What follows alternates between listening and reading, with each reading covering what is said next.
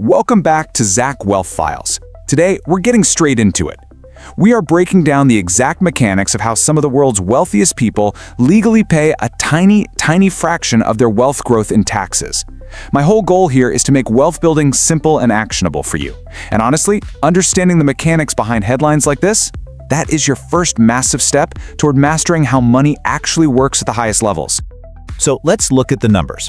Investigative reporting analyzing actual tax return data has found that the real effective tax rate for some of the absolute wealthiest Americans often sits in the low single digits.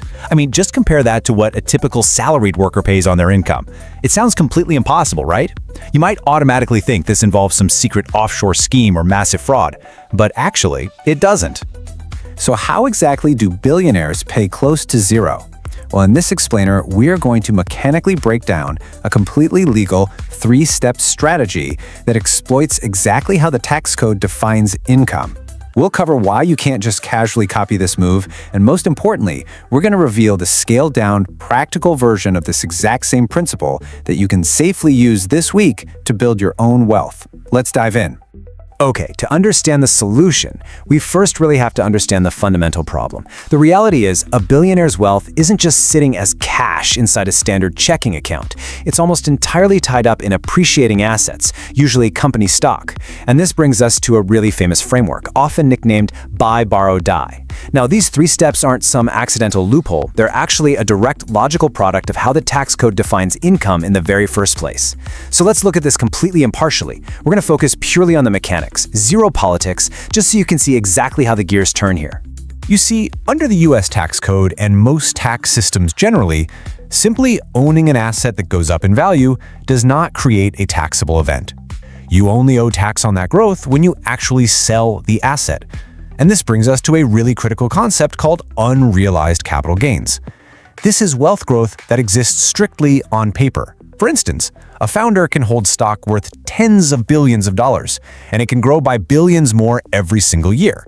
But if they never sell it, they technically have zero taxable income from it. So step one is simply the starting condition: acquire a great asset and never let it go. But here is the obvious, glaring question. If you never sell your stock, how do you pay for the yachts, the mansions, or even buy out other entire companies? Well, this brilliantly illustrates the core maneuver. If you or I need cash, we usually earn it or we sell something, which of course triggers a tax.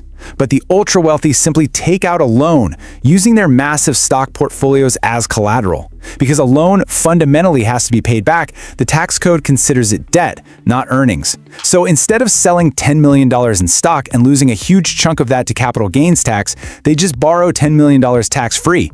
They get the cash, they keep the stock, and they pay absolutely zero income tax on the transaction. This final step is what builds the strategy into an almost invincible wealth preservation tool over a full lifetime. They've bought, they've borrowed, and eventually, well, everyone faces this final stage. It all hinges on a tax rule called the step-up in basis. When someone passes away and leaves a highly appreciated asset to their heirs, the tax system effectively erases all of those historical gains. The asset's value for tax purposes resets to whatever its market value is on the exact day the original owner dies. So think about that. Decades of untaxed stock growth, literally billions of dollars in gains, can pass to the next generation without a single penny of capital gains tax owed on that prior growth. The measurement simply resets to zero. It is a beautifully efficient system for massive wealth. But here's the part most people get completely wrong. You might be watching this thinking, okay, great, I have some stock and a house, I'm just gonna do this too. We really need to talk about why an everyday wealth builder can't just casually replicate this. And it comes down to scale and risk. A billionaire taking a $10 million loan against a $2 billion portfolio has this massive billionaire cushion. If the market suddenly drops 20%, they do not even sweat. But an everyday investor borrowing heavily against a 401k, a standard brokerage account, or their home equity, you're operating on razor-thin margins. A market dip doesn't just mean a lower net worth on paper for us, it can actually trigger a margin call, forcing you to sell at the absolute bottom, or worse, lead to home foreclosure. The mechanics are the exact same, but the gravity of the risk is entirely different. So what does this all mean? What is the actual practical takeaway for you today? On this channel, we focus on clarity and actionable long-term wealth building. So let's look at a lower risk framework that regular wealth builders can use this very week, based on these exact same tax principles. Here is my 4-step actionable plan for the everyday investor to optimize their own wealth without literally betting the house. We're going to take the underlying logic of buy, borrow, die and scale it to fit a safe, sustainable personal finance strategy. Step 1 is mastering your psychology around unrealized gains. When the stock market has a fantastic year and your portfolio jumps up, you don't owe taxes on that growth simply because the value increased. You only owe when you actually hit sell. Fully understanding this prevents panic during normal market fluctuations. You just have to let the asset grow. Don't interrupt your own compounding out of some vague fear of taxes. Step 2 is honestly the closest thing the everyday person has to the billionaire's tax-free growth, and that is to maximize your tax-advantaged accounts. Think of compound interest like a giant snowball rolling down a hill. In a normal taxable account, taxes essentially shave a layer of snow off your snowball every single year. But inside a 401k or an IRA, your investment growth can compound for decades without triggering a taxable event each year. That right there is your personal wealth shelter.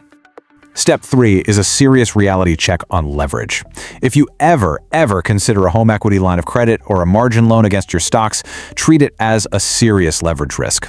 Like we discussed earlier, you don't have a billionaire's cushion. I always recommend discussing home equity or margin loans with a licensed financial advisor before you proceed. Debt is an incredibly powerful tool, but it's for sure a double-edged sword. And finally, step 4, plan your estate early. The step-up in basis rule we talked about, that doesn't just apply to billionaires, it actually applies to your house and your stock portfolio too. Estate and inheritance tax rules matter significantly for family financial planning, even at very modest wealth levels. So start having these conversations early regarding cost basis and inheritance, well before it ever becomes an urgent emotional situation. Now, quick pause before we wrap up. I always need to remind you that tax law is genuinely complex, and it shifts over time. This explainer is strictly for general educational purposes and breaks down publicly reported mechanics.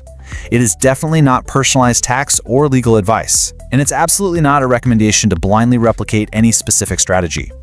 You should always consult a licensed CPA or tax attorney for your specific individual situation.